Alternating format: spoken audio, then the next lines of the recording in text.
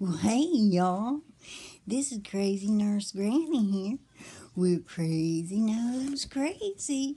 Did you see my silly little doggy just come up here and try to give me a kiss? He's a pain in my tail. Well, Crazy Nurse Granny wants to share a few stories with you about some things that I did when I was young and foolish, okay?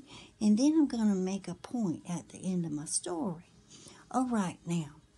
When I was a freshman in high school, I wanted to be a cheerleader. Well, I wanted to be a cheerleader so I could walk around in that little skirt and show off my sexy legs to all the boys. I didn't like that silly cheering and practice and stuff. I just liked wearing the uniform on Fridays of the games so we could just show off our little selves. I didn't do it because I liked to cheer. I loved football. I loved football, though. Now, listen, let me tell you what happened. Okay, we were having a meeting, and there was like 30 girls, and I was one of the girls, but I was a freshman, and all the other girls were freshmen, sophomores, juniors, and seniors, okay? Now, we were talking about where we were going to buy our shoes for our cheerleading costumes. Well, my family, we lived paycheck to paycheck. Now, we got everything we needed, but when we needed extra, we got it, but it wasn't always easy. So, anyway, we were in a meeting trying to decide what kind of shoes we wanted to buy. And our cheerleading coach was standing at the front of the room, and she was talking about the different places we could buy our shoes. And there was one place in a little town called Dick's Sporting Goods. And that was a good place to get shoes because they had good prices on them. And of course, there was 3 or 4 several other places. So she was going through all the different places we could get our shoes. Well, she said, does anybody have any suggestions? I jumped up and said, I love Dick's. And everybody burst out laughing. And I want you to know, I was labeled with loving Dick's the rest of my high school years. Okay, now I'm going to tell you a silly little story about something I did that I'm not very proud of, okay?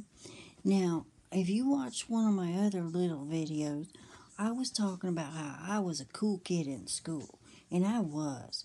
I thought I was just bad to the bone, and I loved to just have a good time. Well, my friend and I, we were in home ec class, right? And we didn't like our home ec teacher, and we were so mean to her.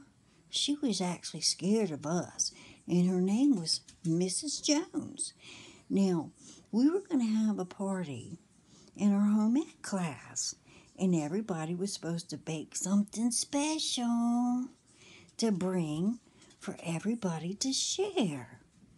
So my little ornery girlfriend and I, Lisa, we decided we were going to make some really special cookies because we loved our home ec teacher.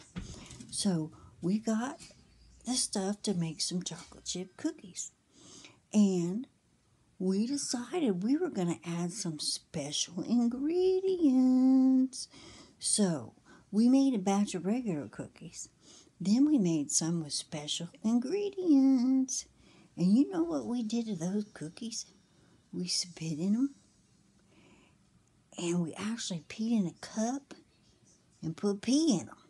So we took those cookies to school. Oh, and one thing is, my girlfriend Lisa, she let her mama eat the special ingredient cookies. So those cookies were for our home ec teacher. So we took them to school and we went to the party and we let her have the special cookies. And we gave the other cookies to everybody else. Well, when class was over, she sent us out into the hallway and she gave us our cookies back that she didn't eat. And they were the ones with special ingredients in it. And we went out in the hallway with those cookies, and all our friends attacked us and started grabbing those cookies.